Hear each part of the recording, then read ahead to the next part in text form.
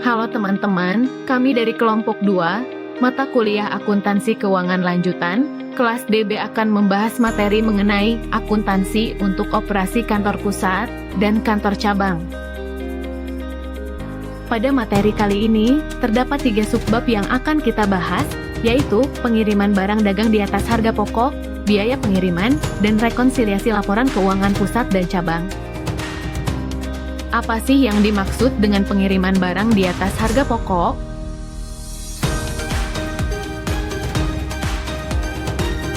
Pengiriman barang dari kantor pusat ke kantor cabang tidak selalu dikirim pada harga pokok, melainkan di atas harga pokoknya atau pada harga markup.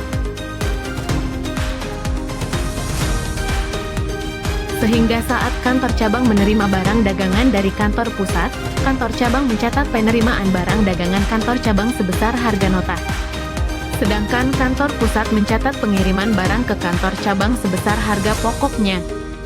Selisih harga nota dengan harga pokok dicatat sebagai cadangan kelebihan harga.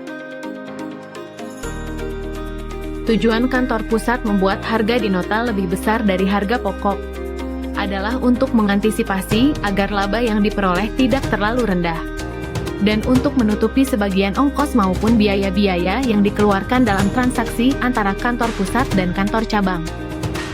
Berikut ialah contoh soalnya, kantor pusat mengirim barang dagangan yang harga pokoknya Rp800.000 ke kantor cabang. Kantor pusat mencatat harga nota 20% di atas harga pokok. Jurnal yang dibuat oleh kantor pusat dan kantor cabang adalah sebagai berikut. Nah, dari contoh soal tersebut, jurnal untuk kantor pusat, yaitu kantor cabang, didebit sebesar Rp960.000. Pengiriman barang ke kantor cabang, dikredit sebesar Rp800.000. Dan cadangan kelebihan, dikredit sebesar Rp160.000. Untuk perhitungan jurnal cadangan kelebihan, sebesar Rp160.000 didapat dari Rp800.000 dikali dengan 20%.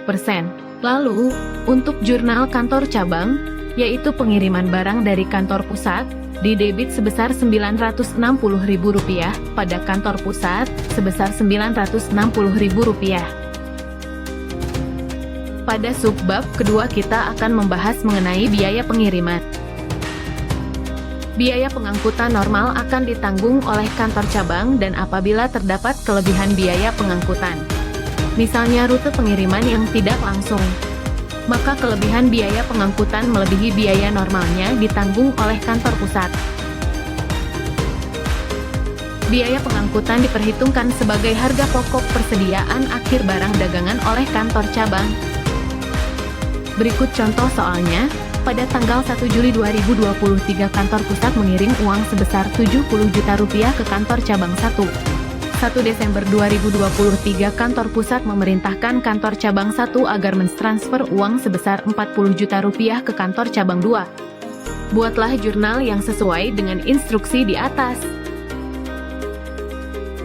Dari contoh soal tersebut, jurnal tanggal 1 Juli 2023 untuk kantor pusat, yaitu kantor cabang 1 sebesar Rp70 juta pada kas sebesar Rp70 juta dan jurnal untuk kantor cabang 1, yaitu kas sebesar Rp70 juta pada kantor pusat sebesar Rp70 juta lalu tanggal 1 Desember 2023 untuk kantor pusat, yaitu kantor cabang 2 sebesar Rp40 juta pada kas sebesar Rp40 juta dan jurnal untuk kantor cabang 1, yaitu kantor pusat sebesar Rp40 juta pada kas sebesar Rp40 juta. Kemudian jurnal untuk kantor cabang 2, yaitu kas sebesar Rp40 juta pada kantor pusat sebesar Rp40 juta. Subbab yang terakhir adalah rekonsiliasi laporan keuangan kantor pusat dan cabang. Menurut Sekolah Tinggi Ilmu Ekonomi Indonesia, Manajemen Akuntansi Keuangan Lanjutan 1 Akuntansi Pusat dan Cabang. Rekonsiliasi bertujuan untuk mencocokkan catatan transaksi antara dua pihak yang memiliki hubungan bisnis yang rutin. Transaksi yang berhubungan antara kantor pusat dan cabang dapat dilihat pada rekening koran masing-masing buku yang ada pada masing-masing pihak, yaitu rekening kantor pusat pada buku cabang dan rekening kantor cabang pada buku pusat. Masing-masing rekening tersebut harus punya saldo yang sama besarnya. Hal ini disebabkan karena setiap transaksi antara kantor pusat dan kantor cabang akan dicatat oleh kedua pihak. Sehingga rekening koran pada masing-masing pihak akan selalu menunjukkan saldo yang sama. Jika terjadi saldo yang tidak sama, berarti ada salah satu pihak yang belum mencatat transaksi atau ada kesalahan dalam pembukuan. Jika terjadi hal demikian, perlu dilakukan rekonsiliasi antara kantor pusat dan cabang agar diperoleh saldo yang sama.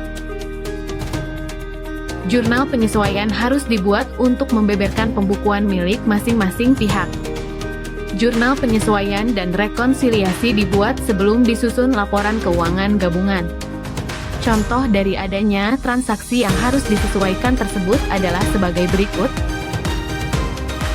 Pertama, ada pengiriman barang dari pusat sebesar Rp1 juta dan belum diterima oleh cabang.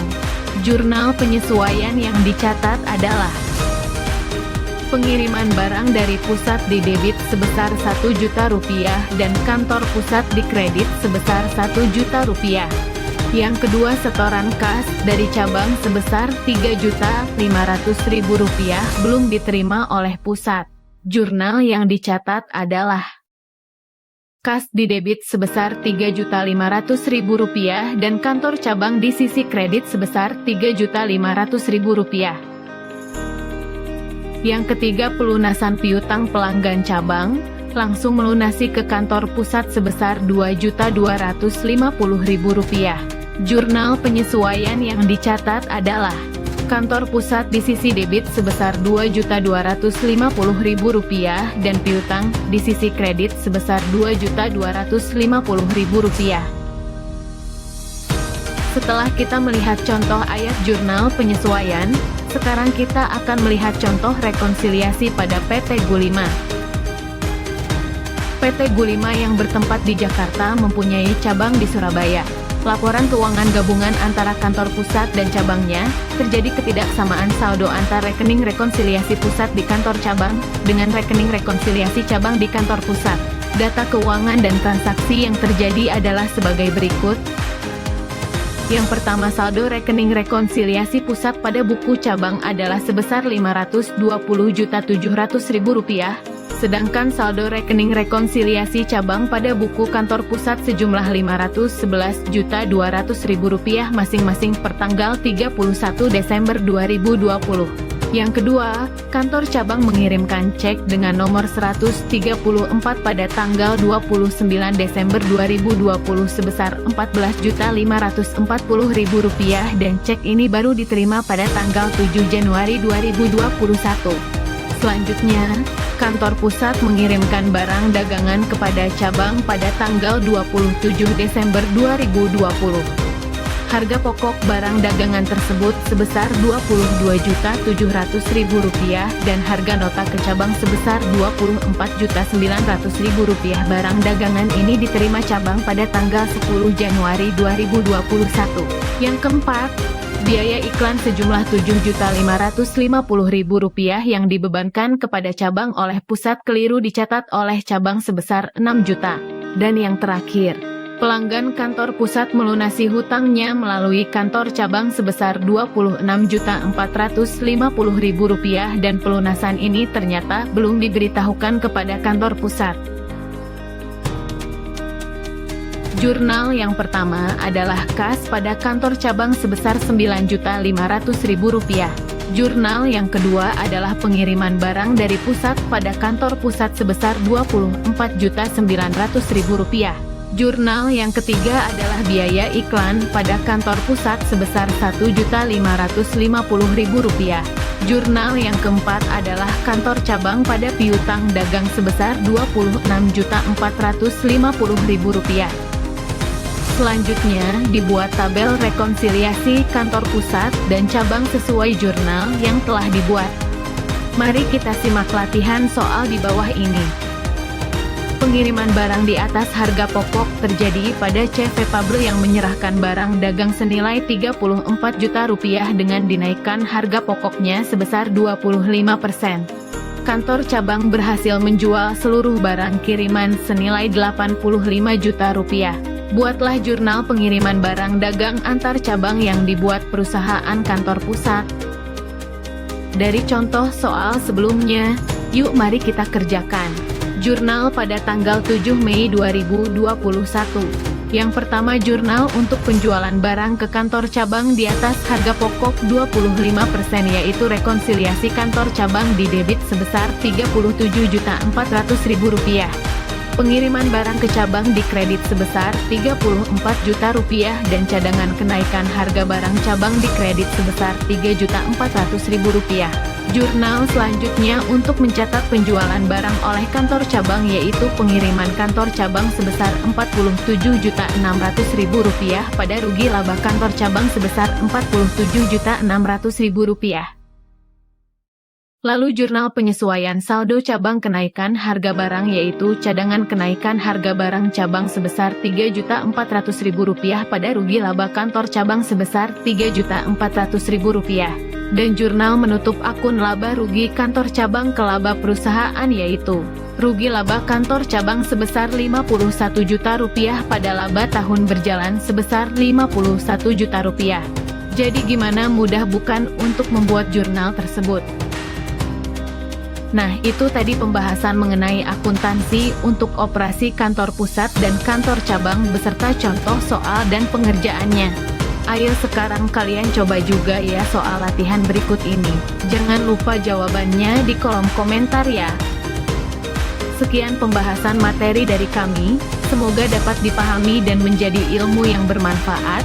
Sampai jumpa.